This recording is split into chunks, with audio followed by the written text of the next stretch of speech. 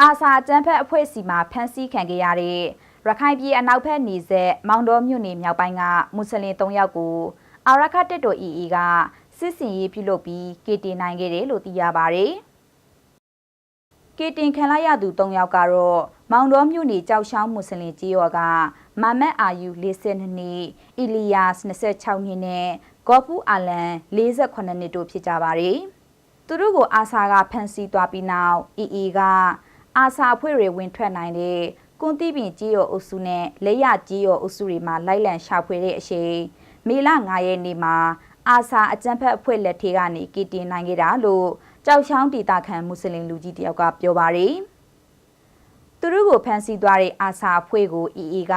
စစ်စင်ရေးပြုလုပ်ပြီးလိုက်လံရှင်းလင်းကကေတင်ပေးနိုင်ခဲ့တာလို့သူကဆက်ပြောပါတယ်။သူတို့3ယောက်ကိုမေလ4ရက်နေ့ညနေပိုင်းမှာအာဆာအကြမ်းဖက်အဖွဲ့ဝင်10ယောက်လောက်ကကြောက်ချောင်းကြီးရော်ထေဝင်ရောက်လာက